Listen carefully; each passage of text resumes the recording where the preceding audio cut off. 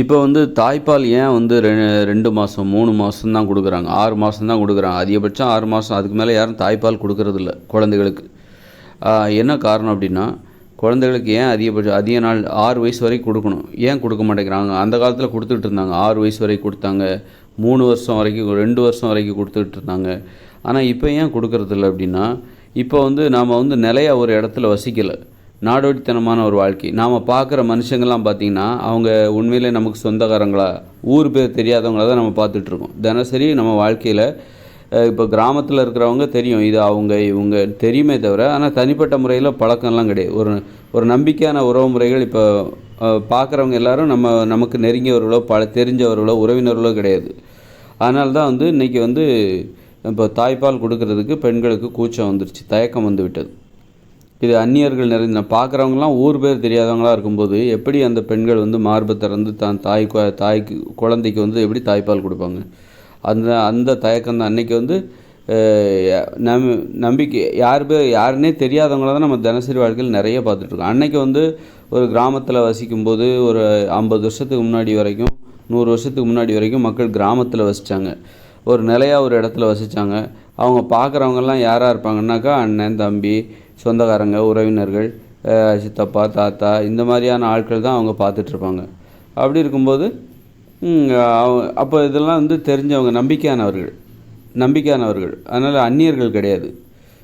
தெரியாதவங்க யாராவது பார்த்தாங்கன்னா, அன்றைக்கி கிராமமாக தான் வாழ்ந்துட்டு இருந்தாங்க. ஒரு 100 வருஷத்துக்கு முன்னாடி இந்த உலகம் முழுக்க எல்லா மக்களும் கிராமமாக வாழ்ந்துட்டு இருந்தாங்க. அதனால் வந்து பெண்கள் ஒரு பாதுகாப்பை உணர்ந்திருக்கலாம். அந்நியர்களை ஊர் பேர் தெரியாதவங்க யாராவது ஊருக்குள்ளே வந்தாங்கன்னா தனியாக தெரிவாங்க, இது யார், இதுக்கு நம்ம ஊருக்காரர் மாதிரி தெரியலையே யார் அப்படின்னு அந்தளவுக்கு பார்ப்பாங்க. ஆனால் இப்போ தான் வந்து உங்களுக்கு வந்து எங்கே பார்த்தாலும் வந்து அந்நியர்களாகத்தான் தெரிகிறாங்க. நீங்கள் ஒரு நகரத்தில் வாழ்வதாக இருந்தால் தினசரி நீங்கள் பார்க்குற ஆள் வந்து யாருன்னே தெரியாது, ஆள் பேர் தெரியாதவங்கள தான் நம்ம பார்த்துட்டு வரோம். அப்புறம் நம்ம அவங்கள மறந்துடுவோம்.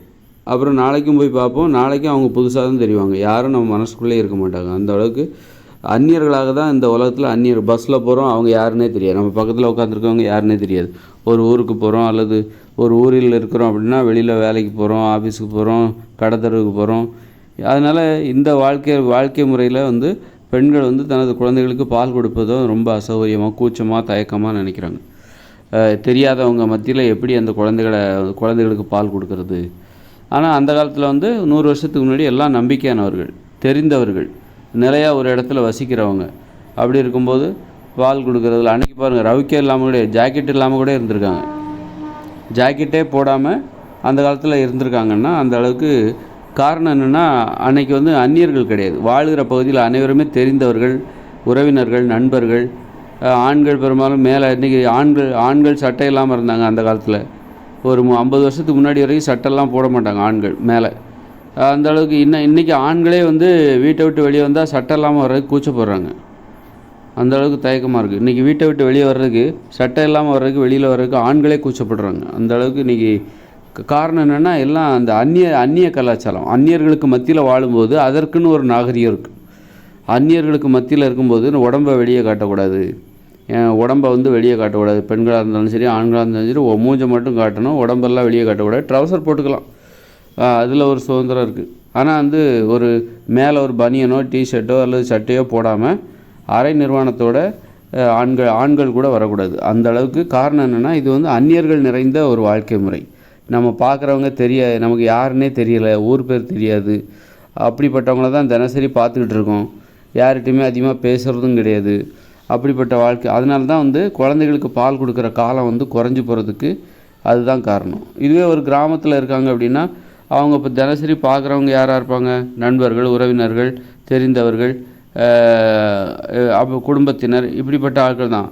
எல்லாமே தெரிஞ்சவங்களாக இருப்பாங்க, ரொம்ப பாசமாக இருப்பாங்க.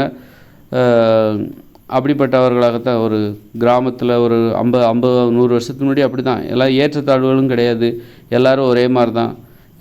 பணக்காரன் ஏழைங்கிற வித்தியாசம்லாம் அதிகமாக கிடையாது. அப்படி இருக்கும்போது எல்லாமே நம்பிக்கைக்குரியவர்கள். பகிர்ந்து உண்பதில் ரொம்ப ஆர்வமாக இருப்பாங்க. ஒரு அன்பை எதிர்பார்த்து வாழ்கிறவங்க மத்தியில் அவங்களுக்கு வந்து குழந்தைகளுக்கு பால் கொடுக்குறத அவங்க வந்து அதை கூச்சப்பட மாட்டாங்க. மார்பு திறந்து குழந்தைகளுக்கு பால் கொடுப்பதில் தாய்மார்களுக்கு கூச்சம் கிடையாது, தயக்கம் கிடையாது. ஆனால் இன்றைக்கி இது வந்து அந்நியர்கள் சூழ்ந்த நம்ம சுற்றி இருக்கிறவங்க யாருமே நமக்கு தெரிஞ்சவங்க கிடையாது. ஆள் பேர் தெரியாதவங்க, யார் மேலேயும் நமக்கு நம்பிக்கை வைக்க முடியாது. அதனால் பெண்களுக்கு பாதுகாப்பு இல்லாத ஒரு உலகம் அப்படி இப்படின்னு சொல்லி வன்முறை நிறைந்த உலகம் இது. அதனால் வந்து இப்போ நீங்கள் குழந்தைகளுக்கு எவ்வளோ பெரிய பாதிப்பு பாருங்கள். ஒரு குறைஞ்சது 3 வருஷமாவது பால் குடிக்க வேண்டிய குழந்தைகள் இப்போ வந்து 3 மாதம் 4 மாதம் தான் தாய்ப்பாலே குடிக்கிறாங்க. அதுதான் நாடோடித்தனமான வாழ்க்கையில் ஒரு குழந்தைக்கே ஒரு பாதிப்பு, எவ்வளோ பெரிய பாதிப்பு. தாய்ப்பால் என்பது 6 வருஷம் தாய்ப்பால் குடிக்கணுங்கிறது ஒரு குழந்தையோட பிறப்புரிமை. அந்த பிறப்புரிமையிலுக்கே எவ்வளோ பெரிய பாதிப்பு, குழந்தைகளுக்கே பாதிப்பு. இந்த உலகத்தில் பிறகுறாங்க, இந்த உலகத்தில் இயந்திர அறிவியல் உலகில் பிறக்கும்போதே அவங்க ஒரு பெரிய பாதிப்பை தான் அனுபவிச்சுட்டு தான் பிறகுறாங்க. அதனால் எப்போ வந்து 6 வருஷம் தாய்ப்பால் கொடுக்க முடியும்னா, இந்த இயந்திர அறிவியல் உலகில் 6 வருஷம் தாய்ப்பால் கொடுக்கறதுக்கு வாய்ப்பே கிடையாது. இயற்கையோடு இணைந்த மனித வாழ்க்கை 2040க்கு அப்புறம் வரப்போகுது. தற்போதுள்ள இயந்திர அறிவியல் உலகம் 2040 அழிய தொடங்கிவிடும். அதன் பிறகு வாழ்கிற வாழ்க்கை வந்து மக்கள் ஊராக கிராமமாக நிலையான ஒரு இடத்தில் வசிப்பார்கள், விவசாயம் பார்ப்பாங்க. அப்போ வந்து இந்த ஆடைகள் வந்து கிடைக்காது, ஆடை தொழிற்சாலையும் இருக்காது. நம்மக்கிட்ட இங்கேருந்து எடுத்துகிட்டு போகிற ஆடைகளை தான் அவங்க பயன்படுத்துவாங்க. அதையும் எத்தனை காலத்துக்கு பயன்படுத்துவாங்கன்னு சொல்ல முடியாது. அதெல்லாம் துவைக்க கூட சோப்பு கூட கிடைக்காது. அப்போ இந்த ஆடைகள் வந்து அப்படியே படிப்படியாக பயன்பாட்டில் இல்லாமல் போயிடும். அப்புறம் இயற்கையிலேருந்து கிடைக்கக்கூடிய பொருட்களை வச்சு தான் ஆடை அணிவாங்க. அதனால் முழுவதும் போத்திக்கிற மாதிரியான வாய்ப்பு இனிமேல் 2040க்கு அப்புறம் இருக்காது. உடம்பு முழுதும் போத்திக்கிறது, முழுவதும் ஆடையால் மூடிக்கொள்வது, புடவைகள் இதெல்லாம் கிடைக்காது. இப்போ நீங்கள் கையில் வச்சுருக்கிற புடவை தான் உங்கள் வாழ்நாளில் உடுத்தணும். அதுக்கப்புறம் புதிய புடவையெல்லாம் 2040க்கு அப்புறம் நீங்கள் வாங்க முடியாது. அப்படிப்பட்ட காலகட்டத்தில் என்ன ஆகும் அப்படின்னா, படிப்படியாக ஆடைகள் வந்து நாம் இப்போ எடுத்துகிட்டு போகிற ஆடைகள் வந்து அப்படி காணாமல் போயிடும் அல்லது கிழிஞ்சு போயிடும். அவ்வளோதான், இனிமேல் பயன்படுத்த முடியாதுங்கிற அளவுக்கு அதோட நிலைமை மோசமாகிடும். நீங்கள் சோப் போட்டு துவைக்கலன்னா ஆடைகள்லாம் கரை பிடிச்சி போயிடும்.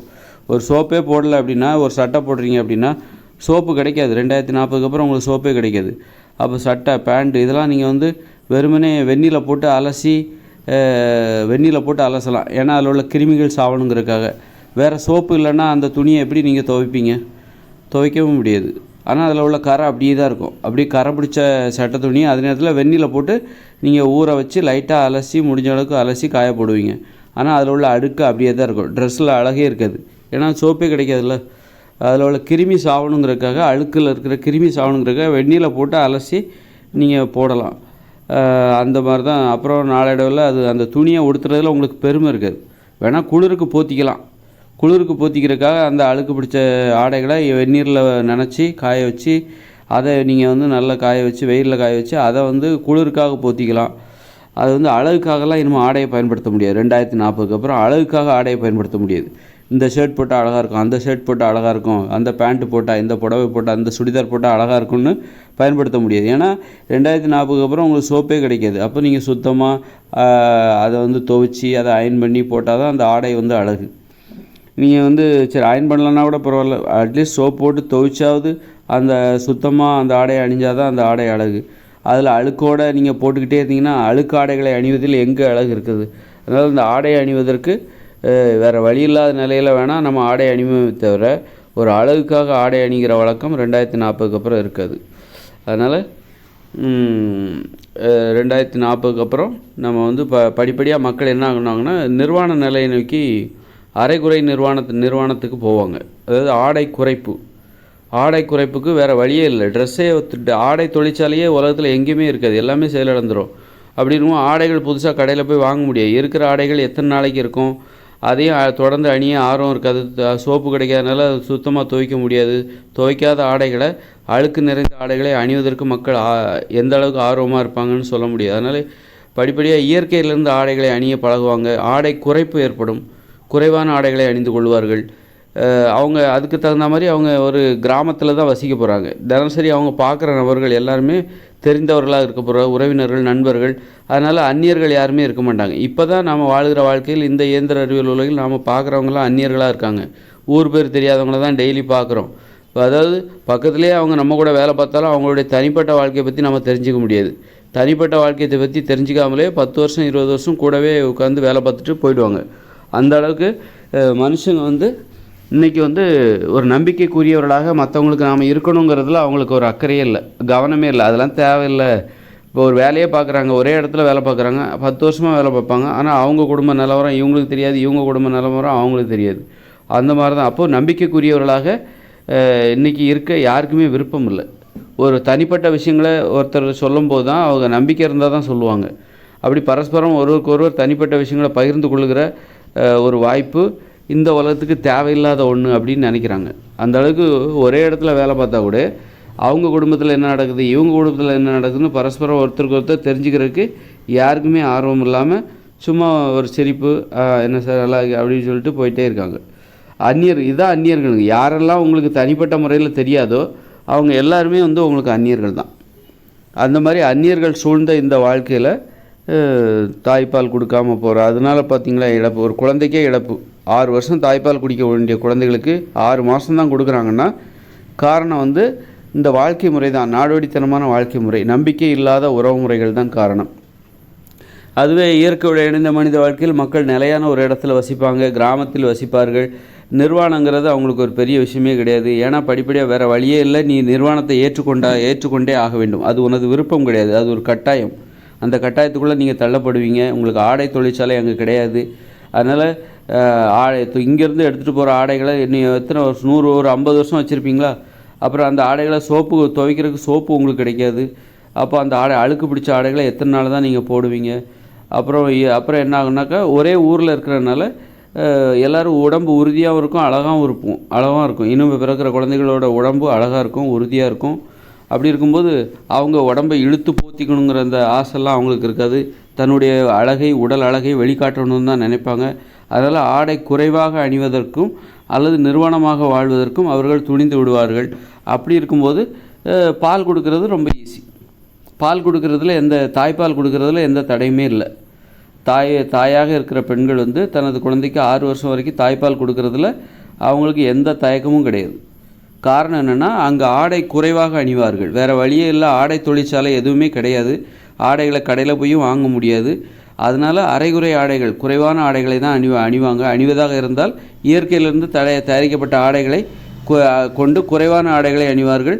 சமயத்தில் சில நாடுகளெல்லாம் நிர்வாணமாக கூட இருப்பாங்க, நிர்வாண நிலைக்கே போயிடுவாங்க. நிர்வாணமாக வாழ்ந்தால் என்ன அப்படின்னு இப்போ ஆப்பிரிக்காவிலையும் மக்கள் காடுகளில் வாழ்கிற மக்கள் நிர்வாணமாக வாழ்கிறாங்க. அதெல்லாம் பழக்கம்தான், பழகிட்டால் சரியாக போயிடும். பழகாத வரைக்கும் அது நமக்கு கஷ்டமாகவும் மலைப்பாகவும் தான் தெரியும். நமக்கு மலைப்பாகவும் கஷ்டமாகவும் தெரிகிற விஷயம் எங்கேயோ மக்களுக்கு சர்வ சாதாரணமான ஒரு விஷயமாக தெரியுது. நிர்வாணம்னா யாரோ ஒருத்தராக எல்லாருமே தான் நிர்வாணம். ஒரு குடும்பத்தில் இருக்கிற அப்பா, அம்மா, தம்பி, பாட்டி, தாத்தா, பக்கத்து வீட்டுக்காரங்க எல்லாருமே, அந்த ஊரில் இருக்க எல்லாருமே நிர்வாண நிலையை ஏற்றுக்கொண்டவர்களாக வாழ்வார்கள். அப்படி இருக்கும்போது தாய்ப்பால் கொடுப்பதற்கு எந்த தடையுமே இல்லை. இந்த ஆடை தான் தாய்ப்பால் கொடுப்பதற்கு தடையாக இருக்கிறது. நாம் இன்றைக்கி விரும்பி வாங்குகிற ஆடை கலாச்சாரமே இந்த இயந்திர தொழில்நுட்ப உலகத்தில் உள்ள இந்த தொழில்நுட்ப வசதி, ஆடை தொழிற்சாலை, இதையெல்லாம் நம்ம முன்னேற்றம்னு சொல்கிறோம் பார்த்திங்களா? அது ஒரு குழந்தைக்கு எவ்வளோ பெரிய குழந்தைக்கு ஒரு 6 வருஷம் தாய்ப்பால் குடிக்க வேண்டிய ஒரு குழந்தைக்கு எவ்வளோ பெரிய இழப்பு பாருங்கள். அப்போ தான் சரி, அந்த குறைபாட்டை தீர்க்கிறதுக்காக தான் மாட்டுப்பாலை கொடுக்க ஆரம்பித்தாங்க. தாய்கிட்டேருந்து பால் கொடுக்க வேண்டிய நிலைமை இந்த இயந்திர அறிவியல் உலகில் இல்லை. அது ரொம்ப கஷ்டம். அதனால் தாய்க்கு பால் கொடுக்க வேண்டிய அளவுக்கு இங்கே அந்த அளவுக்கு ஒரு பாதுகாப்பான சூழல் இங்கே இல்லை அப்படின்னு சொல்லிட்டு தான் சரி, அதுக்கு அப்போ தாயால் தான் பால் கொடுக்க முடியல, அந்த மாட்டுக்கிட்டையாவது கறந்து கொடுங்க அப்படின்னு சொல்லி மாட்டுப்பால் கொடுக்க ஆரம்பிச்சிட்டாங்க குழந்தைகளுக்கு. அப்போது மாட்டுப்பால் தானே, குழந்தைங்க மட்டுமா குடிக்கணும், பெரியவங்க கூட குடிக்கலாம் அப்படின்னு நினச்சிட்டாங்க. மனுஷப்பால் தாய்ப்பாலாக இருந்தால் அது குழந்தைகளுக்கு மட்டும்தான். இப்போ மாட்டுப்பால் குழந்தைகளுக்கு கொடுக்குறாங்க, ஏன் நாங்கள் குடிக்கக்கூடாதுன்னு பெரியவங்களும் மாட்டுப்பால் குடிக்க ஆரம்பிச்சிட்டாங்க. பாலுன்னா அது தாய்ப்பால் தான், அது 6 வயசுக்குள்ளே குடிக்க வேண்டியது தான். அதுக்கு மேலெலாம் பாலே குடிக்கக்கூடாது அப்படிங்கிற மாதிரி இனிமேல். அப்படி இருக்கும்போது தாய்ப்பால் கொடுப்பதற்கு எது தடை என்றால் இந்த ஆடை கலாச்சாரம் தான். நம்ம தொழில்நுட்ப வசதி, நாம் முன்னேறிட்டோம் அப்படின்னு சொல்லிட்டு நாகரிகம் அப்படின்னு சொல்லிட்டு ஆடையை நம்ம போத்திக்கிட்டு அலையிறோம்ல, ஆடைகளை வாங்கி கடையில் வாங்கி போத்திக்கிட்டு அலையிறோம். நிர்வாணத்தை தாழ்வாக நினைக்கிறது, நிர்வாணமாக யாரும் இருக்கக்கூடாது அப்படிங்கிற ஒரு எழுதப்படாத விதிமுறை. இல்லை நிர்வாணமாக இருந்தால் கூட போலீஸ் பிடிச்சிட்டு போயிடுவாங்க. அப்படிலாம் இருக்கும்போது நிர்வாணத்தை நம்ம தாழ்வாக நினைக்கிறோம். அதுதான் இந்த தாய்ப்பால் குழந்தைகளுக்கு நிர்வாணத்தை ஏற்றுக்கொண்ட ஒரு வாழ்க்கையில் குழந்தைகளுக்கு தாய்ப்பால் கொடுக்கறதுல எந்த தாய்களுக்கும் தயக்கம் கிடையாது. அதனால் நிர்வாணத்தை ஏற்றுக்கொள்கிற காலம் விரைவில் வரப்போகிறது. வேறு வழியே இல்லை, நிர்வாணத்தை நீ ஏற்றுக்கிட்டு தான் ஆகணும். அது கட்டாயம், அது உன்னுடைய விருப்பம் கிடையாது. இந்த இயந்திர அறிவியல் உலகில் நிர்வாணம் என்பது உனது விருப்பமாக இருக்கலாம், நிர்வாணமாக வாழ்வது உனது விருப்பமாக உனது முயற்சியாக இருக்கலாம். இங்கே ஒன்றும் கட்டாயம் கிடையாது. நம்ம வாழ்ந்துக்கிட்டு இருக்கிற இந்த இயந்திர அறிவியல் உலகில் நிர்வாணமாக வாழ்வது நமக்கு கட்டாயம் கிடையாது. ஆனால் இயற்கையோடு இணைந்த மனித வாழ்க்கையில் நிர்வாணமாக வாழ்வது என்பது கட்டாயம், வேறு வழியே இல்லை. உங்களுக்கு ஆடைகள் கிடைக்காது, ஆடை தொழிற்சாலை அங்கே கிடைக்காது. இயற்கையிலேருந்து கிடைக்கிற பொருளை கொண்டு உனக்கு தேவையான ஆடைகளை நீயே உருவாக்கி கொள்ள வேண்டும். அது ஏதாவது ஓலைகளை பின்னிக்கிட்டு, அது சும்மா ஒரு அழகு தான், பெருசாக சௌகரியமாலாம் இருக்காது அந்த ஆடைகள். அது ரொம்ப நாளைக்கு உழைக்கவும் செய்யாது. நீ இயற்கையிலேருந்து நீயே உனக்கு தேவையான ஆடைகளை தயாரிக்கும் போது அது ரொம்ப நாளைக்கு உனக்கு உழைக்காது. அது 2 நாளைக்கு ஒரு வாட்டி நீ ஒவ்வொரு ட்ரெஸ்ஸாக தயாரிச்சிக்கிட்டு இருக்கணும். இப்போ புரியுதா உங்களுக்கு? நீங்கள் இயற்கையிலேருந்து ஒரு ஆடைகளை நீங்கள் தயாரிக்கிறீங்கப்பா, இயற்கை பொருட்களிலிருந்து எதை வச்சு தயாரிப்பீங்க? எதை வச்சு, ஏதாவது ஓலையை வச்சு அல்லது வேறு என்னத்தை வச்சு நீங்கள் தயாரிப்பீங்க? ரொம்ப கஷ்டம். அல்லது பஞ்சை வந்து ஒன்றோட ஒன்று ஒட்டி பிசின்னு வச்சு ஒட்டி அதையே ஒரு மடித்து ஆடையாக அணியலாம். அதுலேருந்து பஞ்சு வேறு வந்துட்டுருக்கும். 2 நாளைக்கு ஒரு வாட்டி அதுக்கு பிஞ்சு போயிடும். நீங்கள் அந்த மாதிரி இயற்கையிலேருந்து தயாரிக்கிற ஆடைகள் உங்களுக்கு 2 நாள் கூட தாங்காது, 1 வாரம் கூட பயன்படுத்தவே முடியாது. அப்புறம் புதுசாக செஞ்சுக்கிட்டே இருக்கணும் ஆடைகளை. அதோட அடப்போட இதுக்கு நம்ம நிர்வாணமாகவே இருந்துட்டு போயிடலாம் அப்படின்னு சொல்லிட்டு. அப்போ எங்கே கட்டாயமாக நமக்கு ஆடை தேவைன்னா, குளிர்லேருந்து பாதுகாக்கும் போது, படுத்து தூங்கும்போது நம்ம கண்டிப்பாக போர்வைங்கிறது ஒன்று தேவை. அப்போது அந்த போர்வைக்காக போத்திக்கிட்டு படுத்து தூங்குறதுக்காக ஏதாவது இயற்கையிலேருந்து கிடைக்கிற பொருளை வச்சு அந்த கதகதப்பாக இருக்கணுமே அப்படிங்கிறதுக்காக ஏதாவது ஒரு போர்வை மாதிரி, இயற்கை போர்வை, ஏதாவது தாவர பொருட்களை பயன்படுத்தி ஏதாவது ஒன்று செய்வாங்க. அது அப்படி வேணால் இருக்கலாம். மற்றபடி தினம் இயற்கை பொருட்கள்லேருந்து கிடைக்கிற பொருளை பயன்படுத்தி ஏதாவது ஒன்று தயாரித்து ஆடையாக அணிந்து கொள்ளலாம், உடம்பை மறைத்து கொள்ளலாம். அது ஈஸின்னு நினைக்காதீங்க, அது ரொம்ப கஷ்டம். ஏன்னா இப்போ நம்ம வாங்குகிற ஒரு பாலிஸ்டர் சட்டை வந்து 2-3 வருஷம் உழைக்கும். இப்போ நம்ம கடையில் வாங்குகிற பாலிஸ்டரு, காட்டன், எந்த ஒரு ட்ரெஸ்ஸாக இருந்தாலும் சரி, அது ஒரு 2-3 வருஷம் உழைக்கும். இப்போ அது 5 வருஷம் கூட உழைக்கும். ஆனால் இயற்கையிலேருந்து நீங்கள் உங்கள் கையாலே நீங்கள் தயாரிக்கிற ஒரு ஆடை வந்து கண்டிப்பாக 1 வாரம் கூட உழைக்குமான்னு சொல்ல முடியாது. உங்கள் சௌகரியத்துக்கு அது வருமானு சொல்ல முடியாது.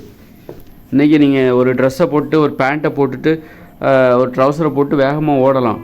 ஆனால் இயற்கையிலேருந்து கிடைக்கிற ஒரு பொருளை பயன்படுத்தி நீங்கள் ஒரு ஆடை நெய்கிறீர்கள், ஒரு ஆடையை தயாரிக்கிறீங்க. அந்த ஆடையை நீங்கள் உடுத்திக்கிட்டு நீங்கள் வேகமாக ஓட முடியுமா? பிஞ்சு போயிடும், கிழிஞ்சு போயிடும், அப்படிலாம் இருக்குல்ல.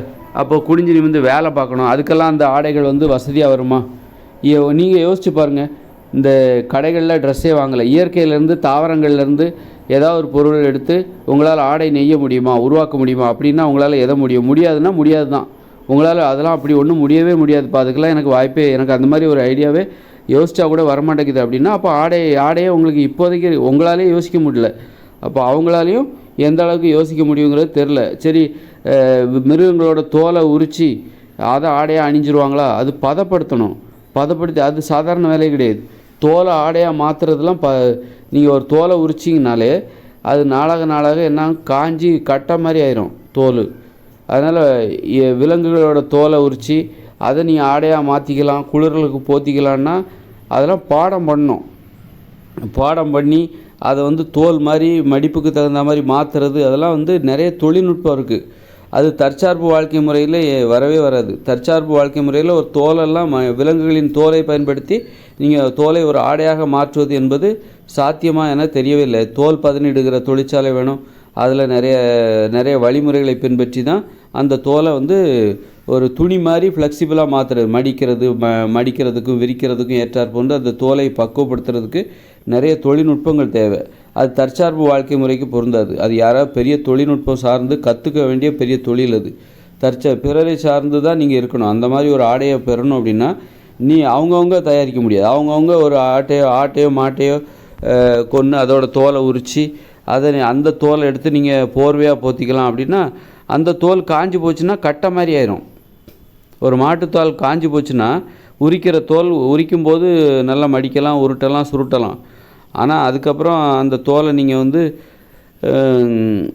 பாடம் பண்ணணும், பக்குவப்படுத்தி நிறைய வழிமுறைகளை பின்பற்றி பண்ணால் தான் அதை வந்து தோல் மாதிரி துணி மாதிரி மடிக்கலாம், சுருட்டலாம். அப்படி இல்லாமல் ஒரு மாட்டு தோலை உரிக்கிறீங்க, மாட்டோட உடம்புலேருந்து தோலை உரிக்கிறீங்கன்னா அந்த தோலை அப்படியே விட்டிங்கன்னா காஞ்சி கட்டை மாதிரி ஆயிரும். அதனால் மாட்டு தோலெல்லாம் நம்ம ஆடையாக மாற்றிக்கலாம் அப்படிங்கிறது தற்சார்பு வாழ்க்கை முறைக்கு ஏற்றது கிடையாது. அதனால் எதிர்வரும் காலங்களில் வேறு வழியே இல்லாமல் நீங்கள் இயற்கையிலேருந்து ஆடை தயாரிக்கலாம். அந்த ஆடைகளை தயாரிச்சுக்கிட்டு உங்கள் உடம்பை வேணால் சும்மா வேணால் கண்காட்சிக்காக போத்திக்கலாம். ஆனால் அதை வச்சுட்டு ஒரு வேலை பார்க்க முடியாது. குனிஞ்சு நிமிர்ந்து வேலை பார்த்தா நீங்கள் அணிந்து கொண்ட அந்த இயற்கையிலேருந்து தயாரித்த ஆடைகள் வந்து கிழிஞ்சு போயிடும். அது அந்தளவுக்கு உங்களுக்கு பாதுகாப்பாக இருக்காது. கிழிஞ்சு போயிடும், உட்காந்தா கிழியும், பலமே இருக்காது, அதில் ஒரு பலமே இருக்காது. போடா அப்படின்னு சொல்லிட்டு நீங்கள் இது தினமும் ஒரு ஆடையை மாற்றிக்கிட்டே இருக்கணும், செஞ்சுக்கிட்டே இருக்கணும். புதுசு புதுசாக ஒரு ஆடையை செய்கிறதுக்கு இயற்கையிலேருந்து ஒரு பொருளை வச்சுக்கிட்டு நீங்கள் அதை ஒரு ஆடையை செய்கிறதுக்கு உங்களுக்கு கண்டிப்பாக வந்து 1 மணி நேரம் 2 மணி நேரம் ஆகும். 2 மணி நேரம் கஷ்டப்பட்டால் தான் 2 மணி நேரம் 3 மணி நேரம் கஷ்டப்பட்டால் தான் ஒரு ஆடையை தயாரிக்க முடியும். அந்த ஆடை வந்து 3 நாளைக்கு கூட உழைக்காது, 3 நாளைக்கு கூட உழைக்காது. அப்படி இருக்கும்போது புதிய புதிய ஆடைகளை செஞ்சிகிட்டே இருப்பீங்களா? இதுக்கு நிர்வாணம் இருக்க துணிந்து விட்டால் நமக்கு இந்த சிரமத்தை குறைக்கலாமே அப்படி தான் நினைப்பாங்க. இன்னும் எளிதாக வாழலாமே, உடம்பை மறைக்கணும் அப்படிங்கிறதுக்காக நீங்கள் இவ்வளோ சிரமத்தை டெய்லி. அப்போ வந்து எப்போ நமக்கு உடம்புக்கு ஆடை தேவை? படுத்து தூங்கும்போது தான் குளிரிலிருந்து பாதுகாக்க நமக்கு ஆடை தேவை. மற்றபடி நம்ம நிர்வாணமாக வாழ்ந்துட்டு போயிடலாமே, அதில் என்ன? அப்போ நம்ம ஒரு பெரிய வேலைலாம் மிச்சம். டெய்லி ட்ரெஸ்ஸு தயாரிக்க வேண்டிய அவசியம் கிடையாது. இயற்கையிலிருந்து இப்போ கிடைக்கிற பொருளை வச்சுக்கிட்டு ட்ரெஸ்ஸு தயாரிக்க வேண்டிய அவசியம், அந்த வேலை மிச்சமாகுது. தினமும் 2 மணி நேரம் 3 மணி நேரம் அப்படின்னா வாரத்துக்கு ஒரு 15 மணி நேரம் நமக்கு மிச்சமாகும். அப்படி தான் பார்ப்பாங்க. அதனால் அப்போ நிர்வாணமாக வாழ்கிற ஒரு வாழ்க்கை வந்து இயற்கையோடு இணைந்த மனித வாழ்க்கையில் சர்வசாதாரணமாக வேறு வழியே இல்லை, அது ஒரு கட்டாயம். நீ உன் வாழ்க்கை எளிமையாக இருக்கணும் அப்படின்னா நீ ஆடையை அணிஞ்சு தான் ஆகணும்னு நீ பிடிவாதம் பிடிச்சிக்கிட்டு இருந்தேன்னா உன்னால் வந்து ஆடையெல்லாம் அந்தளவுக்கு தரமான ஆடைகளை தயாரிக்க முடியாது. ஆடை அணிய வேண்டிய கட்டாயம் இயற்கையோடு இணைந்த மனித வாழ்க்கையில் கிடையாது. ஏன்னா எல்லாம் தெரிஞ்சவங்க, உனக்கு அண்ணன், தம்பி, அக்கா, பாப்பா, இப்படி பாட்டி, தாத்தா, உறவினர்கள் எல்லாருமே தெரிஞ்சவங்க. ஒரு உறவினர் ஒரு கிராமத்தில் நிலையாக ஒரு இடத்துல வசிக்கிறவங்க, நம்பிக்கையானவர்கள், எல்லாருமே நம்பிக்கையானவர்கள். அப்புறம் இயற்கையோடு இணைந்த மனித வாழ்க்கையில் அங்கே வாழ்கிறவர்கள் ஒழுக்கமானவர்கள், பண்புடையவர்கள், அழகானவர்கள், உடல் உறுதி உடையவர்கள். உடம்பில் அவ்வளோ உறுதி வச்சுருப்பாங்க, நல்லா ஒல்லியாக தான் இருப்பாங்க. ரொம்ப குண்டாலாம் அப்படியே இந்த ஜிம்பாடியெல்லாம் இருக்காது, ஒல்லியாக இருப்பாங்க. இந்த அவதாரில் வர்ற மாதிரி ஒல்லியாக இருப்பாங்க. ரொம்ப நல்லாயிருக்கும் உடம்பு. அப்படி இருக்கும்போது அவங்க உடம்பை அவங்க வெளியே காட்டணும்னு தான் நினைப்பாங்க. அதுக்கேற்றாற் போன்று அங்கே உள்ள உறவுமுறை எல்லாம் தெரிந்தவர்கள், அந்நியர்கள் கிடையாது. அவங்க எல்லாருமே தெரிந்தவர்கள். தாத்தா, பாட்டி, அண்ணன், அப்பா, அத்தை, சித்தி, மாமா, இப்படி தெரிந்தவர்களாக இருக்கும் பொழுது எல்லாருமே தானே நிர்வாணங்கிறது. யாரோ அவங்க மட்டும்தான் நிர்வாணம் அப்படி கிடையாது. எல்லாருமே நிர்வாணமாக இருப்பாங்க. அண்ணனும் நிர்வாணமாக இருப்பார், அப்பாவும் நிர்வாணமாக இருப்பார், தாத்தாவும் நிர்வாணமாக இருப்பார், அம்மாவும் நிர்வாணமாக இருப்பாங்க, அக்காவும் நிர்வாணமாக இருப்பாங்க, தங்கச்சி நிர்வாணமாக இருப்பாங்க, பேத்தி, எல்லாருமே பக்கத்து வீட்டுக்காரங்க எல்லாருமே நிர்வாணமாக இருந்துட்டாங்கன்னா அப்போ அது அப்போ அது ஒரு கட்டாயமாக இருக்கும்போது அப்போ நிர்வாண நிலையில் என்னன்னா தாய்ப்பால் கொடுக்கறது ரொம்ப சகஜமான ஒரு விஷயமாக மாறிடும். உடம்பை மறைக்கிறோம் பாருங்க ஆடை கொண்டு, அதுதான் தாய்ப்பால் கொடுப்பதற்கு தடையாக இருக்கிறது. அந்நியர்கள் சூழ்ந்த இந்த வாழ்க்கையில் தான் நம்ம ஆடை அணிவதற்கு ஏன் ஆடைக்கு இவ்வளோ முக்கியத்துவம் கொடுக்குறோன்னா, ஆடைக்கு நம்ம உடலை மறைப்பதற்கு ஏன் முக்கியத்துவம் கொடுக்குறோன்னா, பார்க்குறவங்க எல்லாருமே தெரியாதவன், ஆள் எந்த ஊருன்னு தெரியாது, அவன் பேர் என்னன்னு தெரியாது, பின்புலம் என்னன்னு தெரியாது, எல்லாம் அந்நியர்களாக இருக்கிறார். என்ன நம்பிக்கையில் நம்ம வந்து நிர்வாணமாக அங்கே போக முடியாது. அதனால தான் நம்ம ஆடை அணிவதற்கு கூட அதுக்கான காரணம் என்பது இது அந்நிய நாகரிகம், அந்நியர்களோடு கலந்து வாழ்கிற ஒரு வாழ்க்கை முறை. அப்போ இதுக்குன்னு ஒரு நாகரிகம் இருக்குது. நாகரிகம் தான், ஆடை அணிவது நாகரிகம் தான். ஆனால் இது என்ன வகையான நாகரிகம் அப்படின்னா, இது அந்நியர்களோட நாடோடித்தனமான நாகரிகம். இது நாடோடித்தனமான வாழ்க்கை அடிப்படையாக கொண்ட அந்நியர்கள் மத்தியில் வாழ்கிற அந்நியர்களுக்கான ஒரு நாகரிகம் இது. அந்நியர்களோடு வாழும்பொழுது நாம் எப்படி வாழ வேண்டும்? உடம்பெல்லாம் காட்டக்கூடாது. உடம்பை காட்டணும்னா நம்பிக்கை வேணும். தனது நிர்வாண உடலை காட்டணும்னா நம்பிக்கை. இந்த அந்நியர்களோடு வாழ்கிற இந்த வாழ்க்கை முறையில் உன் உடம்பை நீ நிர்வாணமாக காட்டணும்னா அந்த நம்பிக்கை யாருக்குன்னா உன்னுடைய கணவனுக்கோ உன்னுடைய மனைவிக்கோ தான் அந்த நம்பிக்கை இருக்குது. மற்றபடி யாருக்கிட்டையும் உன் உடம்பை கூட காட்டக்கூடாது அந்த அளவுக்கு. ஏன்னா இது அந்நியர்கள், நீ பார்க்குற யாருமே உனக்கு தெரியாதவங்க. அப்படி இருக்கும்போது உன் உடம்பை பார்க்கணுன்னா ரொம்பவும் நம்பிக்கை உரியவராக தான் அவர் இருக்கணும். அவர் யாருன்னா உன்னுடைய கணவனாக இருக்கணும் அல்லது உன்னுடைய மனைவியாக இருக்கணும். ஒரு ஆணாக இருந்தால் உன்னுடைய மனைவியிடம் நீ காட்டணும், அல்லது ஒரு கணவனாக இருந்தால் ஒரு மனைவியிடம் காட்டணும், மனைவியாக இருந்தால் கணவன்கிட்ட காட்டணும். அந்த அளவுக்கு நம்பிக்கை தேவை. நிர்வாண உடலை காட்டுவதற்கு நம்பிக்கை தேவை. இந்த இயந்திர அறிவியல் உலகம் அந்நியர்கள் சூழ்ந்த ஒரு உலகம், நாடோடித்தனமான வாழ்க்கை. நம்ம இடம் விட்டு இடம் போயிருந்துக்கிட்டே இருப்போம், அங்கே போவோம் இங்கே போவோம், ஊர் விட்டு ஊர் போயிட்டுருப்போம், பயணித்து கொண்டே இருப்போம். அப்போது நம்ம அப்போ இங்கே நிர்வாணம் என்பது சாத்தியமில்லை. அதான் இயற்கையோடு இணைந்த மனித வாழ்க்கையில் வாகனங்கள் கிடையாது, நிலையாக ஒரு இடத்துல வசிக்க போகிறாங்க, விவசாயம் தான் செய்ய போகிறாங்க, மகிழ்ச்சியாக வாழ்வது தான் அவருடைய நோக்கம். ஆடல் பாடல், அன்பு பாசம், நம்பிக்கை, ஒழுக்கம், கட்டுப்பாடு, பெண்களுடைய ஆதிக்கம் அங்கே இருக்கும், பெண்களுக்கு மரியாதை இருக்கும், பெண்களுக்கு பாதுகாப்பு இருக்கும், வன்முறை என்பதே அங்கே இருக்காது, மென்மையானவர்கள் தான் அவர்கள். ஆதலால் நிர்வாணம் அப்போ தான் அவங்க மனிதத்தன்மை உள்ளவர்கள், மென்மையானவர்கள், நல்ல பண்புடையவர்கள், ஒழுக்கமுடையவர்கள், கெட்ட வார்த்தைலாம் பேச மாட்டாங்க, பெண்களுக்கு மதிப்பு கொடுப்பாங்க, பெண்களை உயர்வாகவும் ஆண்கள் தாழ்வு நிலையில் இருப்பாங்க, பெண்களின் தலைமையில் பெண்களின் ஆதிக்கத்தில் வாழ்கிற வாழ்க்கை முறை. அதனால் நிர்வாணமாக இருப்பதில் எந்த தவறும் இல்லை. நிர்வாணத்துக்கு ஒரு பாதுகாப்பு வந்துடும். நம்பி நம்ம நிர்வாணமாக இருக்கலாம் அப்படின்னு சொல்லிட்டு பெண்களும் ஆண்களும் நிர்வாணமாக இருப்பாங்க. அதுக்கேற்ற போல் அவங்க உடம்பும் அழகாக இருக்கும், நோய் இருக்காது, உடல் உறுதியாக இருக்கும், ஒல்லியாக இருப்பாங்க, உடல் உறுதியாக இருக்கும், அவ்வளோ அழகாக இருப்பாங்க. அந்த உடலை அவங்க வெளியே காட்டணும்னு தான் நினைப்பாங்க. காட்டினா தான் அந்த உடலை அழகாக வச்சுருக்கணும் எல்லாம். ஏன்னா ஒரு தொப்பையும் தொம்பியோட தொலைதொடர் உடம்போட வெளியே காட்டினாக்கா கூச்சமாக இருக்கும், அதைத்தான் மறைக்கணும்னு நினைப்பாங்க. இன்றைக்கி ஆடை கொண்டு மறைப்பதற்கு இன்னொரு காரணம் என்னென்னா, நம்ம உடம்புல ஃபிட்னஸ் இல்லை, உடம்பு அழகாக இல்லை. அழகில்லாத அந்த உடலை மறைப்பதற்கு அழகான ஆடைகள் தேவைப்படுகிறது. அழகில்லை பெரும்பாலான ஒரு 95% மக்களின் உடம்பு அழகாக இல்லை. அதனால்தான் தொப்பையும் தொந்தியும் தோளத்தோட உடலும் அதை மறைக்கிறதுக்காக தான் அந்த அழகில்லாத உடலை வெளியே காட்ட கூச்சம். அதுவும் கூச்சம் வெளியே காட்டணுன்னா கூட இங்கே நம்பிக்கையானவங்க கிடையாது, அந்நியர்கள். இப்படி இப்போ எல்லா கோணங்கள்லேயும் நம்ம உடம்பை மூடியே ஆகணும் அப்படிங்கிற ஒரு நெருக்கடி நமக்கு இருக்குது. வன்முறை பயம். ஒரு பெண் நிர்வாணம் போனால் அவளுக்கு பாதுகாப்பு இருக்காது. அதுமாதிரி நிர்வாணம் போனால் ஒரு பெண்ணுக்கு பாதுகாப்பு இருக்காது. அப்போ இப்படி பல்வேறு வன்முறை. நம்பிக்கை இல்லாதவங்க நீங்கள் நம்பிக்கை இல்லாத உலகம் இது. பெண்களுக்கு பாதுகாப்பு இல்லாத உலகம் இது. ஆண்களுக்கும் பாதுகாப்பு கிடையாது. அதனால் நாம் ஆடைகள் அணிவதற்கு ஏகப்பட்ட நியாயங்கள் இருக்குது. நிர்வாணமாக வாழ்கிறது பாதுகாப்பு கிடையாது இந்த உலகத்தில். மனுஷங்க நல்லவங்களாக இல்லை. அதுவே இயற்கையோடு இணைந்த மனித வாழ்க்கையில் ஒழுக்கமானவர்கள், நல்லவர்கள், பண்புடையவர்கள், கட்டுப்பாடு உடையவர்கள், பெண்களை மதிக்கக்கூடியவங்க, பெண்கள்கிட்ட கட்டுப்பாடாக நடந்துப்பாங்க, பணிவாக நடந்துப்பாங்க, பயத்தோடு நடந்துப்பாங்க. பெண்கள் உயர்வு நிலையில் மரியாதையோடு வாழ்கிற அந்த உலகம் அது. ஆரோக்கியமாக இருப்பாங்க, நோய்களே கிடையாது. அங்கே 2040 அப்புறம் வரப்போகிற இயற்கையோடு இணைந்த மனிதர்கள் நோயே கிடையாது. அத்தனை பேரும் உடல் உறுதியோடு இருப்பாங்க, உடல் ஆரோக்கியமாக இருப்பாங்க.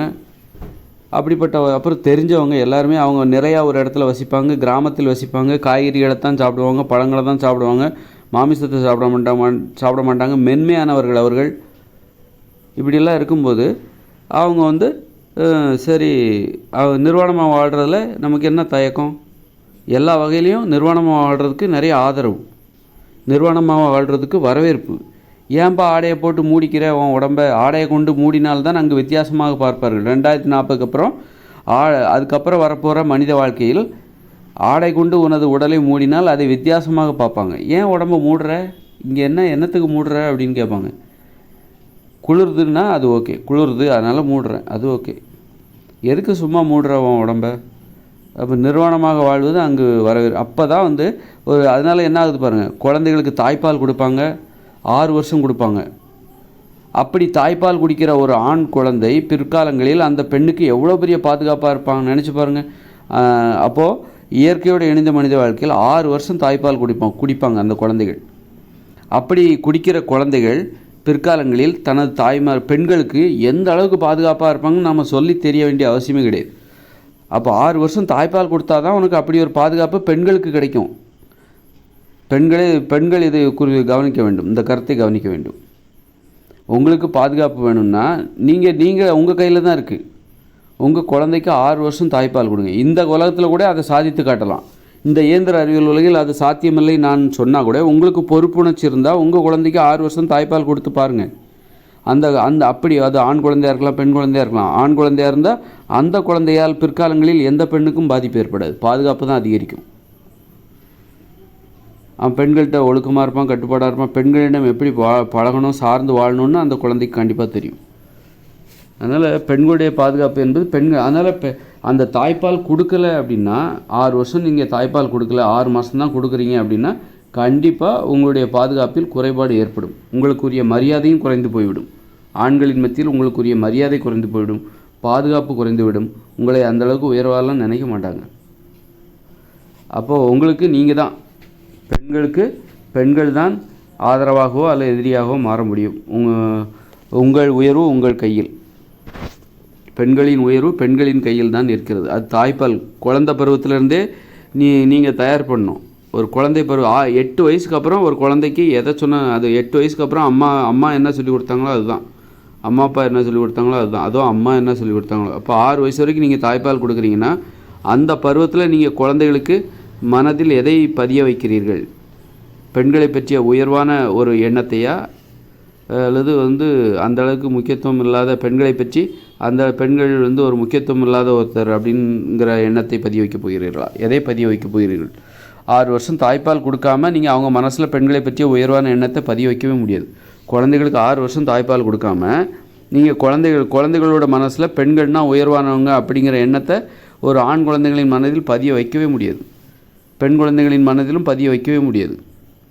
கடமை செய்யணும். கடமை செய்யாமல் சும்மா பிரெயின் வாஷ் பண்ணி அறிவுரைகளை சொல்லி எதையும் மாற்றிடலான்னு நினைக்க. கடமை செய்யணும். 6 வருஷம் பால் கொடுத்துட்டாலே போதும். அதுக்கு இன்னொன்று, மாட்டுப்பால்லாம் குடிக்கக்கூடாது. மாட்டுப்பால் இருக்கிறதுனால தான் தாய்ப்பாலுக்கு மரியாதை இல்லாமல் போச்சு. அது குழந்தையாக இருக்கும்போது குடிக்க வேண்டியது தான் தாய்ப்பால். தாய்ப்பால்னால் அது குழந்தையாக இருக்கும்போது குடிக்கக்கூடியது. அதுவும் 6 வயசுக்குள்ளே தான் குடிக்கணும் அந்த பால். 6 வயசுக்கு மேலே யாருமே குடிக்கக்கூடாது. பாலுனாலே அது மாட்டுப்பால்லாம் குடிக்கக்கூடாது. தயிர் சாப்பிடக்கூடாது, மோர் சாப்பிடக்கூடாது, வெண்ணெய் சாப்பிடக்கூடாது, நெய் சாப்பிடக்கூடாது. நீங்கள் பால்லாம் குடிக்கலான்னா அப்புறம் வருஷந்தோறும் அதாவது எல்லா நாள்லேயும் உங்களுக்கு பால் கிடைக்கணும்னு நினைப்பீங்க.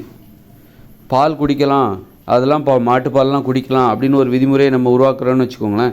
அப்போ என்ன ஆகும் அப்படின்னா, நீங்கள் அந்த மாட்டுப்பால் குடிக்கிறதுக்காகவே என்ன பண்ணுவீங்கன்னா, வருடம் முழுக்க எனக்கு பால் தேவை அப்படின்ட்டு என்ன பண்ணுவீங்க, மாட்டு கண்ணுக்குட்டி போட்டுக்கிட்டே இருக்கும் அது வருடம் முழுக்க. அப்போது மாடுகளோட இனப்பெருக்கம் அதிகரிச்சுக்கிட்டே இருக்கும். அப்புறம் என்ன ஆகும் அப்படின்னா, அப்போ மாடுகளோட எண்ணிக்கை அதிகரிக்கும் போது பெரும்பாலும் அந்த மாட்டை பராமரிக்கிறதே நம்முடைய வேலையாக மாறிடும். அந்த மாட்டுப்பால் கறக்கணும், அப்புறம் தயிர் உர ஊற்றணும், அப்புறம் வெண்ணெய் தயாரிக்கணும், நெய் தயாரிக்கணும். அதுக்காகவே நம்ம நேரம் வீணாக போயிடும். அப்புறம் நிறைய மாடு தேவை, கண்டு போட்டுக்கிட்டே இருக்கணும். அப்போ தான் பால் கொடுத்துக்கிட்டே இருக்கும் அது. ஏன்னா நீ பால் குடிக்கலாம் அப்படிங்கிற எண்ணம் உனக்கு இருந்ததுன்னா அப்புறம் உனக்கு வருடம் முழுக்க உனக்கு பால் தேவை, வாழ்நாள் முழுதும் உனக்கு பால் தேவை. அப்போ அந்த பால் தேவையை பூர்த்தி செய்ய நீ என்ன பண்ணுவேன், மாடுகள் தாராளமாக இனப்பெருக்கம் செய்யலாம் அப்படின்னு சொல்லிவிட்டு தாராளமாக இனப்பெருக்கம் செஞ்சுக்கிட்டே இருக்கும் அது. அப்போ இனப்பெருக்கம் செஞ்சால் அது சாதாரண விஷயமா? அதுக்கு நம்ம உணவு போட்டாகணும், புல்லை அறுத்து போட்டாகணும், வைக்கோல் போட்டாகணும். அதுக்கு தேவையான உணவை நம்ம கொடுத்தாகணும். அதோட எண்ணிக்கை அதிகமாயிரும். நம்ம என்ன பண்ணுவோம், மனுஷங்கிட்ட பேசுகிறத விட்டுட்டு மாடு மேய்க்க ஆரம்பிச்சிரும். மனுஷங்கிட்ட ஆடல் பாடல் விளையாட்டு இப்படி மகிழ்ச்சியாக வாழ்வதற்கு பதிலாக பால் தேவையை பூர்த்தி செய்வதற்காக மாடுகளின் இனப்பெருக்கத்தை அதிகரித்து அப்புறம் அந்த மாட்டை மேய்க்க வேண்டிய கட்டாயம் வந்துடும். காடு மேடுன்னு அதுக்கு உணவு கொடுக்கணும்ல. காடு மேடுன்னு ஒரு தோட்டத்துக்குள்ளே அதை வச்சு வளர்க்க முடியாது. காடு மேடுன்னு அதை அழைச்சி கூட்டு போனால் தான் அதுக்கு தீவனம் கிடைக்கும். அதுதான் அப்போ தான் அவனுக்கு பால் கிடைக்கும். அப்புறம் என்ன ஆகுனாக்கா, இன்னும் இனப்பெருக்கம் அதிகமாகும்போது மாடுகளோட இனப்பெருக்கத்தை கட்டுப்படுத்துறதுக்காக என்ன பண்ணும், மாட்டை கொல்ல வேண்டிய நிலைமை வரும். அப்போ அந்த கொன்ன மாட்டை நம்ம கொல்லுகிறதுக்கு துணிந்து விட்டால் அந்த இறைச்சியை சாப்பிட்றதுக்கு நீங்கள் துணிஞ்சிருவீங்க. இறைச்சி சாப்பிடக்கூடாது, மாமிசம் சாப்பிடக்கூடாதுன்னு ஒரு விதிமுறை இருக்குது. அப்போ அந்த விதிமுறையை நீங்கள் மீறுவீங்க. அப்போ வாழ்க்கையே கடைசியில் மாடு பின்னாடி போக வேண்டிய ஆரம்பிச்சிடும். மாட்டுப்பாலுக்கு நீங்கள் ஆசைப்பட்டீங்கன்னா கடைசியில் மாட்டு பின்னாடி தான் நீங்கள் போவீங்க. மாடு மேய்க்க தான் நீங்கள் பிறந்தீங்களா? மனுஷங்களாம் என்ன மாடு மேய்க்க பிறந்தோம்? நம்ம மாட்டை மேய்க்கிறதுக்கா பிறந்தோம்? மாடு நமக்கு எதனால் தேவைன்னா உரம், அதனால தான் தேவை. அதனால் உரத்துக்காக தான் தேவை.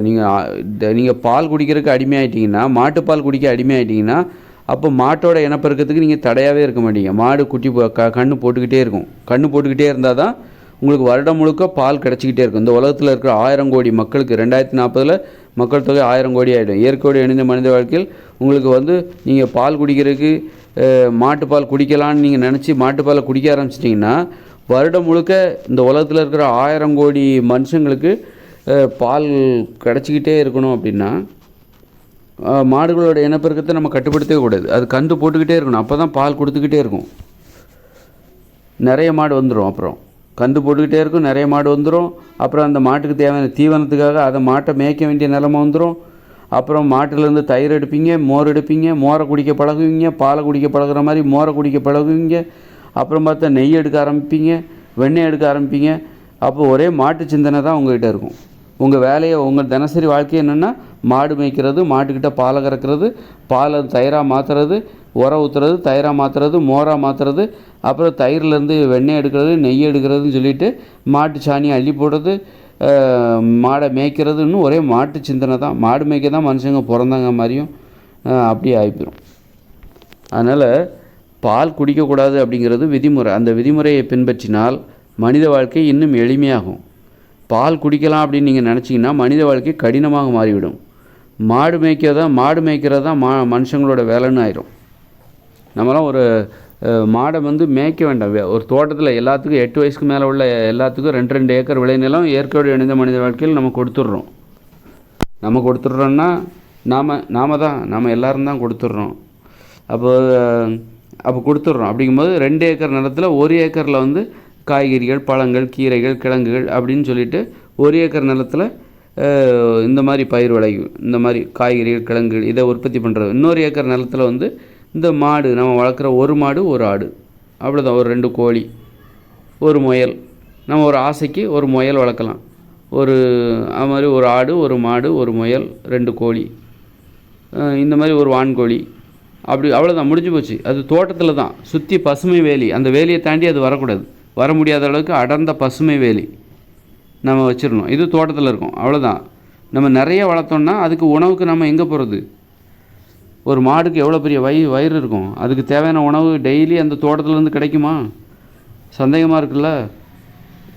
அப்போ அப்படி இருக்கும்போது இப்போ மாட்டிலேருந்து நம்ம பால் குடிக்கக்கூடாது அப்படின்னா அப்போ மாட்டை எதுக்கு வளர்க்கணும்? ஆடு வளர்த்துட்டு போகலாமே. ஏன்னா ஆட்டுக்கு வயிறு சின்னது. இப்போ எருமை மாடெல்லாம் நம்ம வளர்க்கணுன்னா எருமை மாட்டிலேருந்து நம்ம பால், ஆனால் சாணி போடும். நல்லா ஆடு கூட தான் சாணி புழுக்க போடும். சாணி தேவை, உரம் தேவை, கண்டிப்பாக நமக்கு உரம் தேவை. அதனால தான் மாட்டை வளர்க்குறதுக்கு ஒரே காரணம் அது உரத்திற்காகத்தான். உரத்துக்காக தான் நம்ம மாடு வளர்க்குறோம், பாலுக்காக இல்லை. இயற்கையோடு இணைந்த மனித வாழ்க்கையில் நம்ம எதுக்கு வளர்க்குறோம் மாடை? பாலுக்காக அல்ல, உரத்துக்காக தான் வளர்க்குறோம்.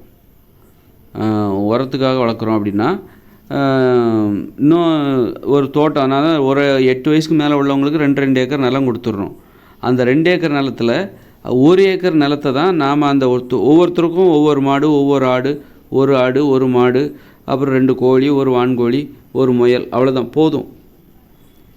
இதுக்கு அந்த 1 ஏக்கர் நிலத்தில் தினசரி அதுக்கு உணவு கிடைக்குமா? அதுவே சந்தேகம் அப்படின்னா நீங்கள் மாடு வளர்க்குறதையும் தவிர்த்துடணும். மாடு வளர்க்குறதுக்கு பதிலாக ஒரு ஆடு அல்லது 2 ஆடு வளர்த்துட்டு போயிடலாம். ஆட்டிலேருந்து நம்ம பால் கறக்க போகிறதில்ல. அது புழுக்க போட போகுது. அது உரம், நிலத்துக்கு உரம், விவசாய நிலத்துக்கு உரம். தினசரி அது கொஞ்சம் புழுக்கையை போடும். அதுக்கு வயிறு சின்னது, அதுக்கு குறைந்த உணவு போதுமானது. அதாவது ஒரு ஒரு ஒரு ஆட்டுக்கு தேவையான ஒரு வாரத்துக்கு தேவையான உணவை ஒரு மாடு ஒரு நாள்லேயே சாப்பிட்ரும். ஏன்னா நீங்கள் மாட்டை வளர்க்கக்கூடாது அப்படின்னா மாடு பாவம் இல்லையான்னு நீங்கள் நினச்சிங்கன்னா மாட்டை ஏன் வளர்க்கணுன்னா நிறைய சாணி போடும். அதுக்கு தகுந்த மாதிரி நீங்கள் நிறைய புல் எல்லாம் போட்டாகணும். ஏன்னா நம்முடைய வாழ்க்கை மாடு மேலே போயிடக்கூடாது. மாட்டை வளர்க்குறதுலேயே கவனம் திரும்பிடும். நம்ம ஆடையும் வளர்க்கணும், மாடையும் வளர்க்கணும். உரத்துக்காக தான் வளர்க்க போகிறோம், பாலுக்காக வளர்க்க போகிறதில்ல. அதே நேரத்தில் அதிலே நமக்கு நிறைய நேரம் செலவாயிடக்கூடாது. நேரம் ரொம்ப முக்கியம். நீங்கள் இயற்கையோடு இணைந்த மனித வாழ்க்கையில் 2040க்கு அப்புறம் நேரம் ரொம்ப முக்கியம். நேரத்தை சிக்கனமாக பயன்படுத்தி நம்ம என்னெல்லாம் பண்ண வேண்டியிருக்கு? 3 மணி நேரம் தினசரி வாழ்க்கையில் காலையில் 7 மணிலேருந்து 10 மணி வரைக்கும் விவசாய நிலத்தில் போய் உழைக்கணும். 10 மணிக்கு வீட்டுக்கு வருவாங்க. வீட்டுக்கு வந்த பிறகு விளையாடணும், 1 மணி நேரம் விளையாடணும், 1 மணி நேரம் ஆடல் பாடல், அப்புறம் வீட்டை தூய்மையாக வச்சுருக்கணும், உணவு மேலாண்மை வேறு, அப்புறம் நீச்சல் அடித்து குளிக்கணும், நிர்வாகம், நீதிமன்றம், அப்படி நிர்வாக வேலை, ஏதாவது பிரச்சனைகளை தீர்க்கணும்னா நீதிமன்றம், இப்படி அங்கே நிறைய வேலைகள்லாம் இருக்குது. அப்படி இருக்கும்போது நீங்கள் நிறைய மாடுகளை வளர்த்திங்கன்னா அதை மேய்க்க வேண்டிய கட்டாயம் வந்துடும். நீங்கள் மகிழ்ச்சியாக வாழ முடியாது, விளையாட முடியாது, ஆடல் பாடல் இப்படிப்பட்ட இதுக்கெல்லாம் நேரத்தை செலவழிக்க முடியாது. மத்தியானம் 1 மணி நேரம் தூங்கணும். இப்படி நிறைய கடமைகள்லாம் இருக்குது. ஒரு முழுமையான ஒரு வாழ்க்கை வாழணும் அப்படின்னா, ஒரு மகிழ்ச்சியான வாழ்க்கை வாழணுன்னா 1 மணி நேரம் விளையாடணும், 1 மணி நேரம் ஆடல் பாடல், கவிதை, ஓவியம், கதை சொல்கிறது, இந்த மாதிரி. அப்புறம் 1 மணி நேரம் காதல் பூங்கா இருக்கும். ஒவ்வொரு தெருவுலேயும் காதல் பூங்கா இருக்கும். ஒரு ஊர்னா என்னது, ஒரு 30 தெருக்கள் கொண்டது ஒரு ஊர். ஒரு தெருவில் 10 கூட்டு குடும்பம் இருக்கும். 30 தெருவுலேயும் 300 கூட்டு குடும்பம் இருக்கும். ஒவ்வொரு தெருவுலேயும் காதல் பூங்கா இருக்கும். காதல் பூங்கா அங்கே காதலிப்பவர்கள் காதலை பதிவு செய்து கொண்டு காதலிக்க வேண்டும். ஒவ்வொரு தெருவிலையும் உள்ள காதலர்கள், அப்புறம் ஒவ்வொரு தெருவில் உள்ள கணவன் மனைவிகள் அங்கே வந்து காதல் பூங்காவுக்கு வந்துடணும். அவங்களுக்கு ஒவ்வொரு குடிசை கொடுக்கப்படும். அந்த குடிசையில் போயிட்டு அவங்க காதலிக்கணும். 1 மணி நேரம், சாயந்தரம் 4 மணிலேருந்து 5 மணி வரைக்கும் அந்த காதல் பூங்காவுக்கு வந்துடணும். வந்துட்டு அவங்க காதல் பண்ணணும். அந்த 1 மணி நேரத்தில் அவங்க காதல் பண்ணுங்கள், ஒரு ரொமான்ஸ் பண்ணுங்கள், உட்காந்து தூங்குங்க. எல்லாத்துக்கும் அங்கே ஒரு குடிசை இருக்கும். ஒவ்வொரு காதலர்களுக்கும், அதாவது கணவன் மனைவிக்கும் ஒவ்வொரு குடிசை இருக்கும். அங்கே போய் நீங்கள் தூங்குங்க, பேசுங்க, அல்லது உடலுறவு வச்சுக்கோங்க. ஆனால் அங்கே வந்துடணும். அந்த காதல் குடிசைக்கு வந்துடணும். காதல் பண்ணுறது அவ்வளோ ரொம்ப முக்கியம் அப்படிங்கிறது உணர்த்துறதுக்காக, அதுக்காக கூச்சப்படக்கூடாது, தயங்கக்கூடாது. ஏன்னா அதை நம்ம ஒரு இந்த மாதிரி ஒரு ஏற்பாடு பண்ணலன்னா அது நாளடைவில் என்ன ஆகும்னா, இந்த பொது வெளியில் காதலிப்பது கூச்சப்பட ஆரம்பிச்சிருவாங்க. ஏன்னா அதுவும் ஒரு வேலை தான், காதலிப்பதும் ஒரு வேலை தான், உடலுறவு வச்சுக்கிறதும் ஒரு வேலை தான். அது அதை நம்ம ஒரு முனைப்போடு செஞ்சால் மட்டும்தான் அது தானாக நடக்காது.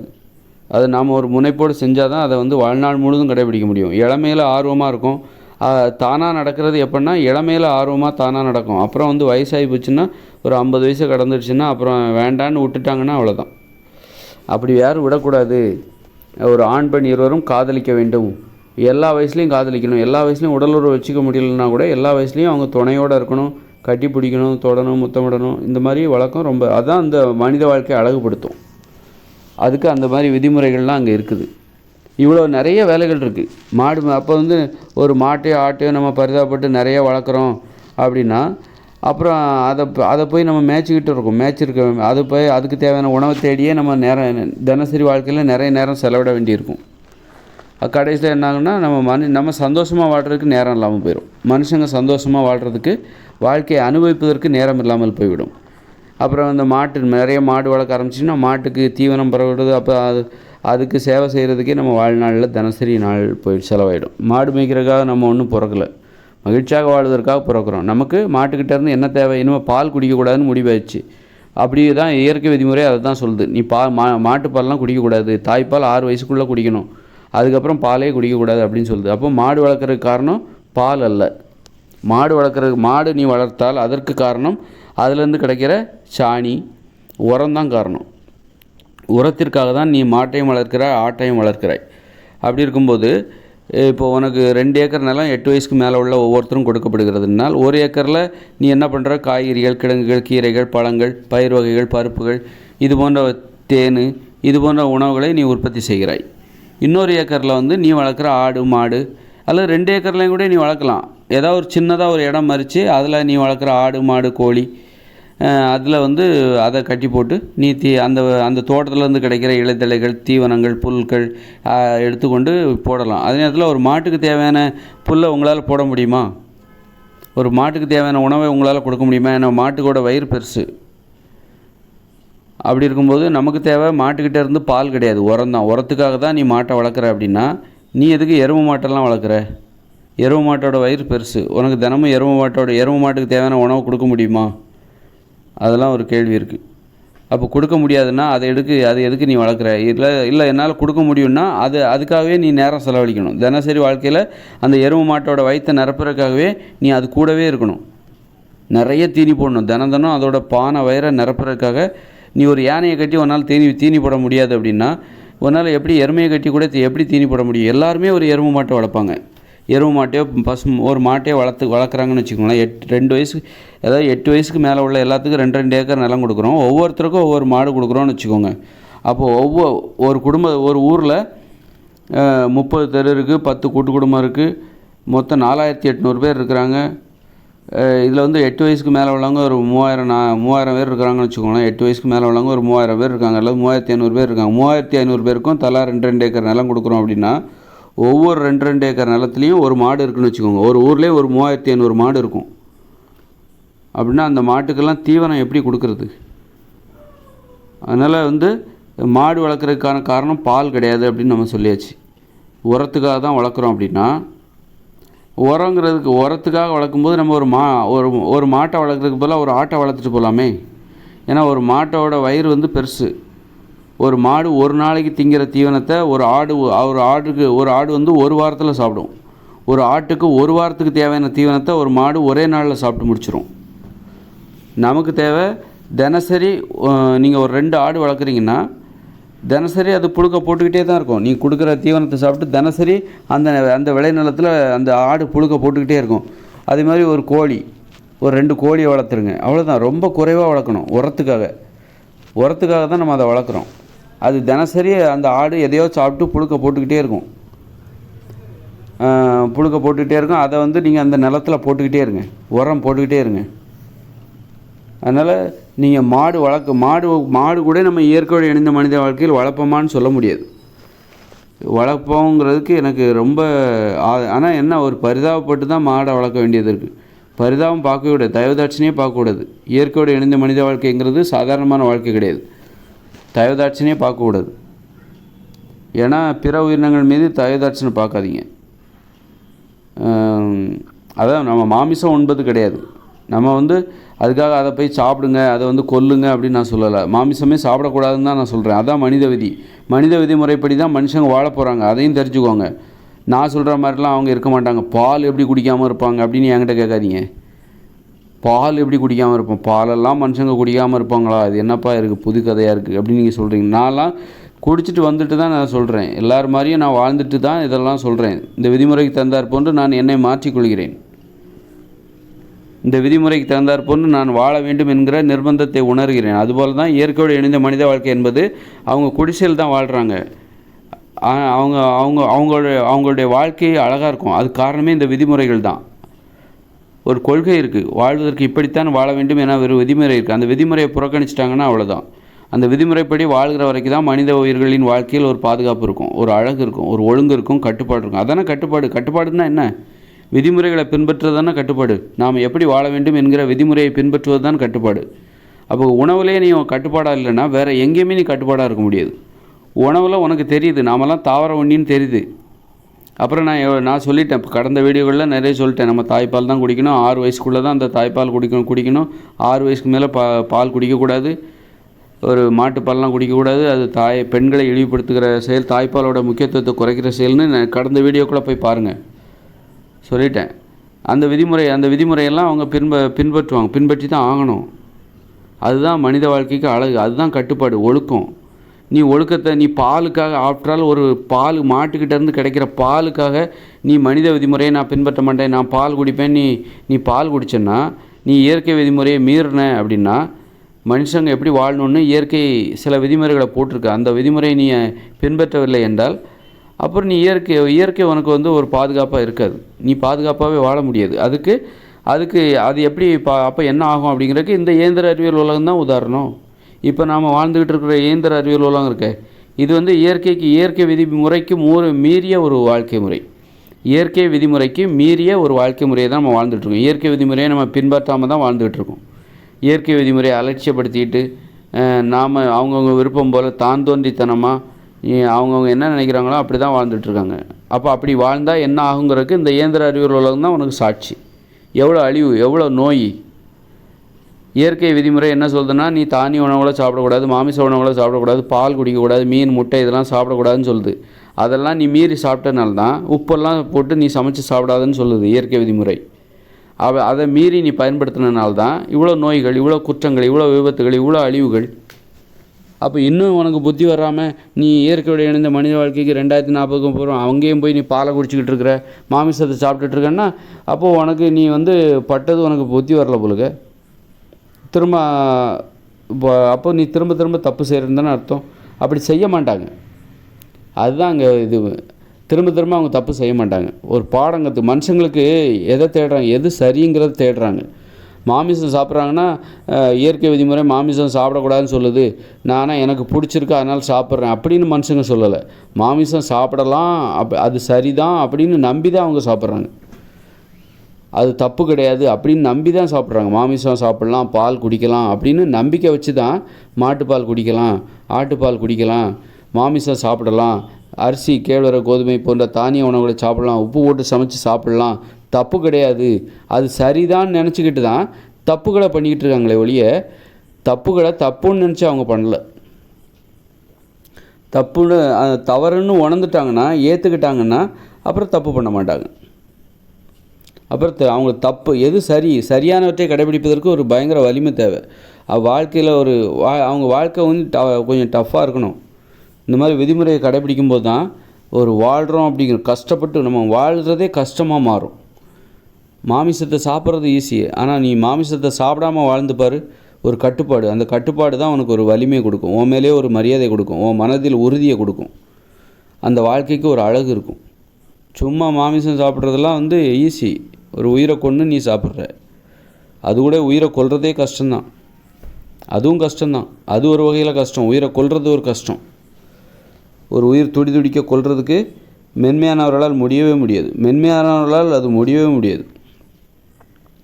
அதனால் இயற்கையோடு இணைந்த மனித வாழ்க்கை என்பது விதிமுறையை பின்பற்றி தான் அவர்கள் வாழ்வார்கள். அவர்களுக்கு எது சரியோ அதை பின்பற்றுவார்கள், எது தவறோ அதை பின்பற்ற மாட்டாங்க. அப்படியே பின்பற்ற எது தவறோ அதை அந்த விதிமுறைகளை அவர்கள் பின்பற்றினால் என்ன நடக்கும் அப்படிங்கிறதுக்கு நமக்கு இந்த கடந்த கால வரலாறு சாட்சியாக இருக்குது. நாம் இப்போ வாழ்ந்துட்டுருக்க வரலாறு. இப்போ போரிட்டா சாவோன்னு தெரியாத அவனுக்கு எவ்வளோ பெரிய படிப்பினைகள். போரிட்டா சாவோன்னு தெரியும், எவ்வளோ சாவுகள் நிறைய வரும், எவ்வளோ கடந்த காலத்தில் எவ்வளோ போர்கள் நடந்திருக்கு, எவ்வளோ பேர் செத்து போயிருக்காங்க. அப்போ இவ்வளோ படிப்பினைகளுக்கு அப்புறம் நம்ம இன்றைக்கி அமைதியாக வாழ்கிறோன்னா அதுக்கு என்ன காரணம்? நாம் கற்றுக்கிட்ட பாடம் தான் காரணம். இன்றைக்கி நாம் போரிடாமல் வாழ்ந்து கொண்டிருக்கிறோம், சண்டைகளை விரும்புவதில்லை, அதாவது அழிவுகளை தருகிற சண்டைகளை விரும்புவதில்லை, போர்களை விரும்புவதில்லை. அதனால தான் இன்றைக்கி அமைதியாக நாம் கற்றுக்கிட்ட பாடம் அது, அதனால தான் அமைதியாக வாழ்ந்துட்டுருக்கோம். அப்போ திரும்பவும் போரிட்டாங்கன்னா அப்போ மனுஷங்க முட்டா பசங்க தானே. அப்போ அவனை சாவட்டோன்னு விட வேண்டியதான். அவனை போரிட மாட்டாங்க, ஏன்னா அவங்களுக்கு பாடம் கற்றுக்கிட்டாங்க, அது மூளையில் பதிவு செய்ய. இப்போ வந்து போரிடுவதற்கு பதிலாக இன்னொரு வேலையை செய்ய ஆரம்பிச்சிட்டாங்க. ஏன் இனிமேல் போரிட மாட்டாங்க எதிர்காலத்தில்னா, அவங்க போரிடுவதற்கு மாற்றாக இன்னொரு வேலையை செய்ய ஆரம்பிச்சிட்டாங்க. என்னென்னா அன்பு செலுத்துவது. அன்பு செலுத்த கற்றுக்கொண்டு வருகிறார்கள். எப்படி அன்பு செலுத்துவது என்பதை ஆராய்கிறார்கள். போரிட்டு கொண்டிருந்த காலத்தில் அன்பே இல்லை, பாசமே இல்லை. போரிட்டுக்கிட்டு இருக்கிற தினசரி போரிட்டு கொண்டு அண்டை நாட்டினரோடு குத்து கொடூரமாக ஒருத்தர் குத்திக்கிட்டு சாவுறாங்க. குத்திக்கிட்டு சாகிற இடத்துல எப்படி அன்பு இருக்க முடியும்? அவங்க ஈட்டியை தூக்கிட்டு வராங்க, இவங்க குதிரையில் வராங்க, இவங்க வாழை எடுத்துகிட்டு வராங்க, எதிர் நாட்டுக்காரங்களோட தலையை வெட்டுறாங்க. அப்படிப்பட்ட ஒரு மனித வாழ்க்கை முறையில் எப்படி அன்பு இருக்கும்? இப்போ மத கலவரம் கூட குஜராத்தில் நடந்தது. இஸ்லாமியர்களை வந்து இந்த வெட்டி சாச்சாங்க மத தீவிரவாதிகள், இந்து மத தீவிரவாதிகள், சில தீவிரவாதிகள் இருந்தாங்க. அப்போ வந்து என்னாச்சு? எப்படி அப்படிப்பட்டவங்ககிட்ட எப்படி அன்பு இருக்க முடியும்? குத்துனாங்க, நிறைய பேர் செத்தாங்க, எப்படி அன்பு இருக்க முடியும்? அதே தான் அது அந்த காலத்தில் போர்னு சொன்னாங்க, அதை தான் அந்த காலத்தில் போர்னு சொன்னாங்க. ஒரு நாட்டுக்காரங்க இன்னொரு நாட்டுக்காரங்களை போய் அது மாதிரி ஒரு கலவரத்தை செய்கிறது, கலவரத்தில் ஈடுபடுவது. பார்க்குறவங்களெல்லாம் கண்ணில் தெரிகிற போர் வீரர்களெல்லாம் வெட்டி சாய்ப்பாங்க, அப்புறம் நாட்டுக்குள்ளே பூந்துருவாங்க. யாரெல்லாம் எதிர்க்கிறாங்களோ அவங்களெல்லாம் ஏதாவது பண்ணிட்டு போயிடுவாங்க. அப்போ அந்த மனித வாழ்க்கையில் எப்படி அன்பு இருக்கும்? அந்த போர்கள் நிறைந்த அந்த பூமியில் எப்படி அன்பு இருக்கும்? இருக்காது, பாசம் இருக்காது. அப்போ இன்றைக்கி என்ன கற்றுக்கிட்டாங்கன்னா, இப்போ எல்லா நாட்டிலையும் அது மாதிரி கலவரம் நடக்குமா? குஜராத்தில் நடந்த மாதிரி தமிழ்நாட்டில் நடக்காது. ஏன்னா தமிழ்நாட்டில் அப்போ ஏன் தமிழ்நாட்டில் நடக்காதுன்னா, இவர்கள் அன்பு செலுத்த கற்றுக்கொண்டு இருக்கிறார்கள். இவர்களுடைய வாழ்க்கையில் அன்பு அதிகமாக இருக்கிறது, பண்பு அதிகமாக இருக்கிறது, பாசம் அதிகமாக இருக்கிறது, ஒற்றுமை அதிகமாக இருக்கிறது, சகிப்புத்தன்மை அதிகமாக இருக்கிறது, புரிதல், அறிவுபூர்வமான அணுகுமுறை அதிகமாக இருக்கிறது. அதனால்தான் குஜராத்தில் நடந்த கலவரம் தமிழ்நாட்டில் இல்லை. அதனால் வந்து ஏன் எதிர்காலத்தில் போரே நடக்காதுன்னா, போரிடுகிற காலத்தில் அன்பு கிடையாது, பாசம் கிடையாது, பண்பு கிடையாது. அதனால தான் அவங்க சண்டை போட்டாங்க. அன்பு செலுத்த அவங்களுக்கு தெரியாது, ஒரு உயிரோட அருமை அவங்களுக்கு தெரியாது. ஆனால் இன்றைக்கி ஒரு உயிரோட அருமை தெரியும், அன்பு செலுத்த ஆனால் எதிர்காலத்தில் இன்னும் அதிகமாக தெரியும். அன்பு செலுத்துவது தான் அவங்களுக்கு, அன்பு செலுத்துவதில் கவனம் செலுத்துவார்கள். எதிர்காலத்தில் ஏன் போரிட மாட்டாங்கன்னா, அவருடைய கவனமெல்லாம் அன்பு செலுத்துவது எப்படி, பாசம் செலுத்துவது எப்படி, காதலிப்பது எப்படி, நட்பு, நல்ல சந்தோஷமாக ஆடுறது, பாடுறது, விளையாடுறது எப்படி, அதில் கவனம் செலுத்துவாங்க. இப்போ நான் வடிவமைத்த அந்த ஊரே அப்படி தான். அங்கே ஆடல், பாடல், விளையாட்டு, குடும்பம், கூட்டு குடும்பம், அங்கே உள்ள விதிமுறைகள்லாம் அப்படிப்பட்டது. அவ்வளோ அற்புதமான விதிமுறை. அன்பு செலுத்துவதற்காக ஏற்ற உலகம் அது. அவங்களுடைய கவனம் எல்லாமே அன்பு செலுத்துவதில் திரும்பிவிடும். இந்த அழிவுகளை ஏற்படுத்துகிற சண்டைகளில் அவர்களுக்கு கவனமே இருக்காது. அதனால தான் எதிர்காலத்தில் போர் நடக்காது. அன்றைய காலத்தில் சண்டை போடுவதில் கவனம் செலுத்தினார்கள். எப்படியெல்லாம் இருந்தால் ஒரு உயிர்களை கொல்வதற்கான மனநிலையை நம்மால் தயார் பண்ண முடியும். அதாவது போரிடும்போது நம்ம பரிதாபம் பார்க்கக்கூடாது. நம்மை கொல்ல வருகிறவரை தயவுதாட்சணியம் இல்லாமல் நம்ம கையில் இருக்கிற வாள் எடுத்து எதிரியோட தலையை வெட்டணும், இல்லைனா வயிற்றில் குத்தி குடலை வெளியே உருவிடணும், கண்ணில் குத்தணும், கத்தி எடுத்து கண்ணில் குத்தணும். இதுக்கெல்லாம் ஒரு கொடூரமான மனம் தேவை. அதற்காக அவர்கள் எப்பவும் தயாராக இருப்பாங்க. அதுக்காக எந்த இடத்துலையும் அன்பு பாசம்ன்ட்டு இறங்கி போகக்கூடாது. எல்லா இடத்துலையும் வன்மத்தோடு இருப்பார்கள். அவங்க வீட்டுக்கு வந்தாலும் சரி, வீட்டுக்கு வந்தோடனே ஆட்டை வெட்டுவாங்க, கோழியை வெட்டுவாங்க, மாமிசமாக சாப்பிடுவாங்க. ஏன்னா மனசை எப்பவும் தயார் நிலையில், எப்போ வேணாலும் போர் வரும், எப்போ வேணாலும் சண்டை போடுறதுக்காக போகணும். அப்போ நம்ம மனசு எப்பவும் கல்லாகவே இருக்கணும். நம்ம மனசில் ஒரு பாசம், ஈவு, இரக்கம், கருணை, ஒரு பரிதாபம், பச்சாதாபம் எதுவும் வரக்கூடாது. அதுக்கு தகுந்த மாதிரியே அவங்க வாழ்ந்துக்கிட்டு இருப்பாங்க. எப்போவும் போர் வரும், எப்போவும் தயாராக இருக்கணும், எப்போவும் வெட்டி சாய்க்க தயாராக இருக்கணும். எதிரியை கொஞ்சம் கூட பயப்படக்கூடாது. கொடூரமாக குத்தி, கண்ணில் கத்தியை குத்தணும், இன்னொரு கையால் இன்னொரு ஈட்டியை வச்சு அவன் நெஞ்சில் குத்தணும், தலையை வெட்டி போட்டுடணும். அதுக்கு எப்பவும் தயாராக இருக்கணும். அதுக்கு தகுந்த மாதிரி மாமிசம் சாப்பிட்றது, அப்படி பலி கொடுக்கறது, அதை பண்ணுறது இதை பண்ணுறதுன்னு சொல்லிவிட்டு எதையாவது தயாராக இருப்பாங்க. அதுக்கு எதிரான எது? ஒரு போரிடுகிற ஒரு மனுஷங்களுக்கு எது எதிரானன்னா அன்பு தான், பாசம். அன்புக்கு பழகாத, பாசத்துக்கு பழகாத. நீ அன்புக்கும் பாசத்துக்கும் நீ பழகிட்டன்னா உன்னால் சண்டை போட முடியாது அப்படின்னு சொல்லிட்டு அவங்க எப்போவும் அன்புக்கு பாசத்துக்கு பழகாமல் இருப்பாங்க. ஒரு கருணைங்கிறதே இருக்காது. ஆடையும் மாட்டையும் வெட்டி கொன்று சாப்பிடுவாங்க. அதன் மூலம் அவர்கள் மனசை கல்லாக்கி கொண்டிருப்பார்கள். எப்போ மனுஷங்க அன்பு செலுத்த ஆரம்பிச்சிட்டாங்களோ அப்போவே அவங்க மனசில் ஈவு, இரக்கம், கருணை எல்லாம் ஆக்கிரமிக்க ஆரம்பிச்சிடும். அப்புறம் அவங்களுக்கு ஒரு உயிரை கொல்கிற துணிச்சல் வராது, போரிடுகிற துணிச்சல் வராது. அப்போ எதிர்காலத்தில் ஏன் போரிட மாட்டாங்க அப்படின்றதுக்கு என்ன உத்தரவாதம் அப்படின்னா, இந்த மாதிரி தான் அவங்க அன்பு செலுத்துறது கருணை. அவங்க உயிர்கள் மேலே அவ்வளோ கருணை. ஏன் மாமிசத்தை சாப்பிட மாட்டாங்க? ஏன்னா மாமிசத்தை சாப்பிட்டா மனசு கல்லாயிரும். ஒரு மாட்டை கதற கொன்று, ஒரு ஆட்டை கதற கொன்று, ஒரு கோழியோட தலையை திருகி அதை சாகடித்து அதை சாப்பிடும்போது மனசு கல்லாயிரும். அப்புறம் அன்பு செலுத்த முடியாது.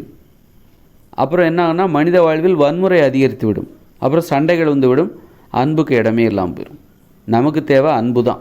நம்ம அன்போடு இருப்பதால், நாம் மாமிசம் சாப்பிடாமல் இருப்பதன் மூலம் அன்போடு இருக்க கற்றுக்கொள்கிறோம், பாசத்தோடு இருக்கிறோம். மனித வாழ்வில் வன்முறை என்பதே நுழையாது. மனுஷங்க மென்மையாக இருக்காங்க பாருங்கள், அதுதான் பாதுகாப்பு, அதுதான் இராணுவம். மனித உயிர்கள் மென்மையாக இருக்க வேண்டும். வன்முறை என்பதே இருக்கக்கூடாது. மனுஷங்க மாமிசம் சாப்பிடக்கூடாது. இந்த பண்பு தான், இந்த கட்டுப்பாடுகள் தான் இராணுவம். மனுஷங்க எதிர்காலத்தில் அமைதியாக வாழ்வதற்கு இது போன்ற கட்டுப்பாடுகள் தான் இராணுவம் போல் இருக்கும், இராணுவமாக பாதுகாக்கும். இந்த மாமிசம் சாப்பிடக்கூடாது, பால் குடிக்கக்கூடாது, மாட்டுப்பால் குடிக்கக்கூடாது, ஆட்டுப்பால் குடிக்கக்கூடாது. அது தாய்ப்பால் மட்டும்தான் 6 வயசுக்குள்ளே சாப்பிடுவது. மாட்டுப்பால் என்பது ஒரு திரவ மாமிசம். அது தாய்ப்பாலாக இருந்தாலும் திரவ மாமிசம் தான். அது 6 வயசுக்குள்ளே தாய்கிட்ட இருந்து மட்டும்தான் குடிக்கணும். இந்த மாதிரியான கட்டுப்பாடுகள் தான் இராணுவம். மனித வாழ்க்கையை வன்முறை உள்ளே புகாமல் பாதுகாக்கக்கூடிய ஒரு இராணுவமாக இருக்கும். ஆயுதங்கள் தேவையில்லை. எதிர்காலத்தில் ஆயுதங்கள் தேவையில்லை. அவர்களுக்கு எது பாதுகாப்பை தரும் என்றால் கட்டுப்பாடுகள் தான். அவங்க மென்மையாக இருக்காங்க பாருங்கள். சண்டைனாலே அவங்களுக்கு, அதாவது அழிவை தருகிற சண்டைனாலே அவங்களுக்கு பிடிக்காது. வன்முறை என்றாலே அலர்ஜி. அவங்களுக்கு பாசம்னா ரொம்ப பிடிக்கும், அன்புன்னா ரொம்ப பிடிக்கும், இரக்கம், கருணை, ஒற்றுமை, தியாகம் இதெல்லாம் ரொம்ப பிடிக்கும். அந்த மாதிரி பெண்கள்கிட்ட பணிவாக நடந்துப்பாங்க. பெண்களின் உணர்வுகளை புரிந்து கொள்வார்கள். பெண்களை உயர்வாக மதிப்பாங்க, கடவுளாக மதிப்பாங்க. மென்மையானவர்களால் மட்டும்தான் அது முடியும். அப்படி இதெல்லாம் தான் பாதுகாப்பு. இந்த பண்பு இருக்குது பாருங்கள். இப்போ நீ மாட்டுக்கறி சாப்பிட்ற, எப்படி பெண்களை நீ உயர்வாக நினைப்ப? மாட்டுக்கறி திங்கிற நீ, அல்லது ஆட்டுக்கறி திங்கிற நீ, கோழிக்கறி திங்கிற நீ, எப்படி பெண்களின் உணர்வுகளை பெண்களை எப்படி உயர்வாக மதிப்ப? ஏன்னா உன் மனசு, நீ வன்முறை உனக்கு மனசில் புகுந்துடும், வன்முறை உணர்ச்சி வந்துடும். அப்படி இருக்கும்போது நீ பெண்களுடைய உணர்வு மென்மையானது. அப்போது நீ மென்மையாக இருந்தால் தான் நீ பெண்களை உயர்வாக நினைப்ப. உயிர்களோட உணர்ச்சிகளை புரிஞ்சுக்கணும். அந்த ஒரு ஆட்டையோ மாட்டையோ நீ கொன்று சாப்பிட்றன்னா அதோட அதோட வலிய கதறலை உன்னால் புரிந்து கொள்ள முடியவில்லை என்றால் பெண்களின் உணர்வுகளை, பெண்களின் மென்மையான உணர்வுகளை மட்டும் உன்னால் எப்படி புரிந்து கொள்ள முடியும்? பெண்களாகிய உங்களுக்கு தான் நான் சொல்கிறேன். நீங்களும் தான் ஆட்டுக்கறி மாட்டுக்கறி நல்லா திங்கிறீங்க. அப்போது உங்களால் உங்களுடைய மென்மையான உணர்ச்சிகளை கூட புரிஞ்சிக்க முடியாது. ஏன்னா ஆண்களும் பெண்களும் சேர்ந்து பெண்களின் உணர்ச்சிகளை புரிஞ்சுக்கணும், அதுதான் கல்வி. பெண்களின் உணர்ச்சிகளை படிக்கணும், அது மென்மையானது, அதுதான் கல்வி. அப்போது ஆண்களும் பெண்களும் தன்னை வன்மையானவர்களாக மாற்றிக்கொண்டால் ஆண்களும் பெண்களும் பெண்களின் உணர்ச்சிகளை புரிஞ்சிக்க முடியாது, கற்றுக்க முடியாது. அப்போ கல்வி அறிவு இல்லாத மூடர்களாக மாறிவிடுவோம். இப்போ தான் பள்ளிக்கூடம் புஸ்தகத்தில் படிக்கிறோம் பாடமெல்லாம். 2040 அப்புறம் பள்ளிக்கூடமே கிடையாது, கல்லூரியே கிடையாது, புத்தகமே கிடையாது. அப்படி இருக்கும்போது அங்கே கல்வி கிடையாதா? கல்வி இருக்குது, இயற்கையான கல்வி. என்னது? பெண்ணின் உணர்வுகளை படிப்பது, பெண்களின் மென்மையான உணர்வுகளை படிப்பது, அதுதான் கல்வி. பெண்களை புரிந்து கொள்வது, அதுதான் கல்வி.